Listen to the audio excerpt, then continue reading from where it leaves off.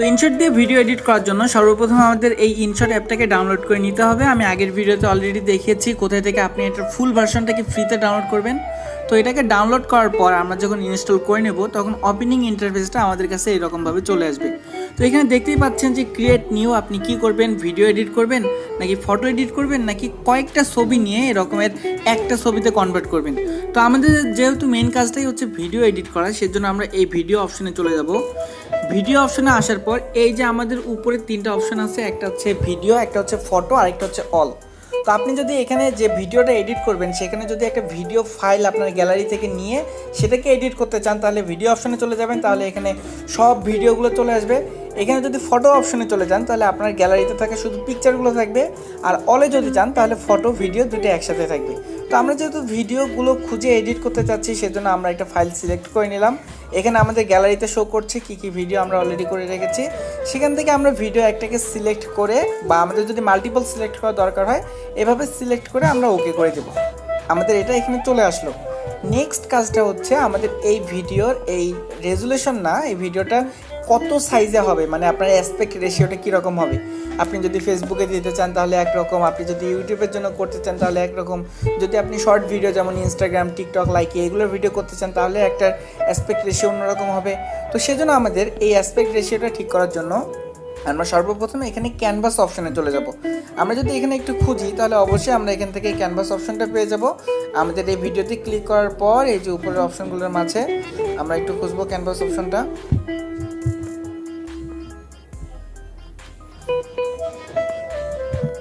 এই যে আমাদের প্রথমেই ক্যানভাস অপশন, এই ক্যানভাসে যদি চলে যাই তাহলে আমাদের বিভিন্ন সাইজ এখানে দেওয়া আছে। আপনার যেটা সাইজ পছন্দ হবে আপনি যেটার জন্য করতে চান সেটা করে দেবেন। তো আমাদের যেহেতু এই ভিডিওগুলো ভার্টিক্যালি করা আছে সেজন্য আমি এটা 9:16 দিয়ে দিচ্ছি, তাহলে এই ভিডিওটা ফুল স্ক্রিনে আসবে ভার্টিক্যালি এভাবে। তো আমাদের এটা অ্যাসপেক্ট রেশিও সিলেক্ট করার পর আমরা এটাকে ওকে করে দেবো। আর এখন আমরা যদি চাই আমাদের প্রত্যেকটা ভিডিও ক্লিপস বা ইমেজ ক্লিপস এই ভিডিওতে যতগুলো ব্যবহার করব, মানে আমাদের ফাইনাল যে আউটপুটটা হবে বা ফাইনাল যে ভিডিওটা পাবো সেটা যেন এই সেম রেজলিউশনই হয়, তাহলে এই যে আমাদের প্রথম অপশনটাতে ওকে করে দেবো। তাহলে আমাদের সবগুলো যতগুলো ফাইল আছে সবগুলো সেম অ্যাসপেক্ট রেশিওটা সিলেক্ট হয়ে যাবে। আমরা অ্যাপ্লাই টু অল করে দিচ্ছি, তাহলে আমাদের এই ভিডিওটা এখানে চলে আসলো। এখন আমাদের এখানে নেক্সট কাজটা হচ্ছে এই ভিডিওর কালার বা ব্রাইটনেস, কন্ট্রাস্ট এগুলো অ্যাডজাস্ট করা। সেজন্য আমরা এখানে এই যে ফিল্টার অপশনটা দেখতে পাচ্ছি সেই ফিল্টার অপশনে চলে আসব, তারপরে চলে যাব এই অ্যাডজাস্ট অপশনে। অথবা আমরা যদি এখানে ফিল্টার অপশনে চলে যাই তাহলে এখানে অটোমেটিক্যালি আগে থেকেই অ্যাডজাস্ট করা কিছু ফিল্টার এখানে দিয়ে রেখেছে, আপনি চাইলে যেটাকে খুশি সেভাবে এখানে সিলেক্ট করে নেবেন। তো আমরা যদি ম্যানুয়ালি করতে চাই, মানে আমরা যদি নিজেরা দেখে চেক করে তারপর ভিডিওটার এই ব্রাইটনেস কন্ট্রাস্ট অ্যাডজাস্ট করতে চাই তাহলে আমরা এই অ্যাডজাস্টে চলে যাব। তারপর এখান থেকে দেখতেই পাচ্ছেন যে ব্রাইটনেস কন্ট্রাস্টের জন্য সব অপশন দেওয়া আছে। আপনি চাইলে ব্রাইটনেস, এখান থেকে যে কন্ট্রাস্ট এইগুলো এখান থেকে অ্যাডজাস্ট করে নিতে পারবেন, স্যাচুরেশন থেকে কালারটাকে অ্যাডজাস্ট করে নিতে পারবেন। তারপর আপনি এটাকে ওকে করে দেবেন। তারপর আমরা এখন সবগুলো ভিডিওতে যদি করতে চাই তাহলে এখান থেকে সেম ওয়েতে পরের ভিডিওটাও করে দিতে পারি, অথবা এই যে আগে যে ফিল্টারটি অ্যাড করেছিলাম এটা যদি এই যে প্রথম অপশনে দিয়ে দেই তাহলে আমাদের এটা যতগুলো এখানে ক্লিপ আছে সবগুলোতেই অ্যাপ্লাই হয়ে যাবে। আমাদের এই কাজ এখান থেকে শেষ। নেক্সট কাজ হচ্ছে আমাদের ভিডিওতে একটা ব্যাকগ্রাউন্ড মিউজিক অ্যাড করা। সেজন্য আমাদের এই যে মিউজিক অপশন আছে, আপনি ভিডিও লেয়ারে আসলে এখানে মিউজিক অপশনটা পেয়ে যাবেন। এই মিউজিকে চলে যাব। মিউজিকে আসার পর আমি যদি ইফেক্টে যাই তাহলে ইফেক্টে এখানে কিছু ইফেক্ট দেওয়া আছে। অবশ্যই আপনার নেট কানেকশনটা থাকতে হবে, তাহলে আপনি এখান থেকে সেই ইফেক্টটাকে নিতে পারবেন। অথবা আপনি এখান থেকে এই মাই মিউজিক অপশনে চলে গেলে আপনার গ্যালারিতে যে মিউজিকগুলো আছে সেগুলো এখানে চলে আসবে। যে কোনো একটা মিউজিক আপনি গ্যালারি থেকে যেটা নিতে চান সেটাকে আপনি অ্যাড করে নেবেন। তো আমি এখান থেকে একটা মিউজিক সিলেক্ট করে ইউজ করে দিচ্ছি, তাহলে আমাদের মিউজিকটা দেখেন এখানে অ্যাড হয়ে গেছে। তো এখন আমাদের যে কাজটা করতে হয়, মিউজিকের স্পেসিফিক কোনো একটা অংশ আপনি যদি মাঝ থেকে 10 সেকেন্ড বা 15 সেকেন্ড বা যতটুকুই আপনি যে কোনো জায়গা থেকে দিতে চান তাহলে আপনার সেই মিউজিকে একবার ক্লিক করতে হবে। ক্লিক করার পর এই যে উপরে এডিট অপশন আছে সেই এডিট অপশনে আমাদের চলে যেতে হবে। আমরা এডিটে চলে যাচ্ছি।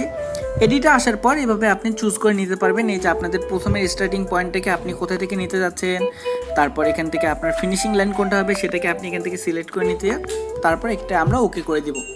এটা ওকে করে হওয়ার পর যখন আমরা এটাকে ওকে করে দিচ্ছি তাহলে আমাদের মিউজিকের কাজ এখান থেকে শেষ। নেক্সট হচ্ছে আমাদের এখানে টেক্সট আর স্টিকার অ্যাড করা। সেজন্য আমরা এখান থেকে টেক্সটে চলে যাব। টেক্সটে আসার পর এখান থেকে আপনি চাইলে আপনার এই যে কোনো টেক্সট আপনি এটার সাথে যদি সামঞ্জস্যপূর্ণ কিছু লিখে দিতে চান তাহলে সেটা এখানে লিখে দিবেন। দেওয়ার পর আপনি এখান থেকে চাইলে টেক্সটের কালারটাকে চেঞ্জ করতে পারবেন, অসংখ্য কালার এখানে দেওয়া আছে, অথবা আপনি চাইলে এই গ্রেডিয়েন্ট থেকে নিজের ইচ্ছা মতো যে কোনো একটা কালারকে সিলেক্ট করে নিতে পারবেন। তো টেক্সটের কালার সিলেক্ট করার পর আমি যদি টেক্সটের ফন্টটাকে চেঞ্জ করতে চাই তাহলে আমাদের এই যে ডাবল এ অপশন আছে সেই ডাবল এ অপশনে চলে আসবো। ডাবল এতে আসার পর এখানে আমাদের অসংখ্য রকমের ফন্ট দেওয়া আছে, আপনি চাইলে যে কোনো একটাকে এখান থেকে সিলেক্ট করে নিতে পারবেন। অথবা আপনি যদি কোনো একটা ডাউনলোড করা ফন্ট যেটা আপনি পার্সোনালভাবে ইন্টারনেটে দেখে যে কোনো ব্রাউজার দিয়ে ডাউনলোড করেছেন সেটাকে যদি সিলেক্ট করতে চান তাহলে এই যে আমাদের এই ডাউনলোড অপশনে চলে যাব, সেখান থেকে আমরা এটাকে নিতে পারবো।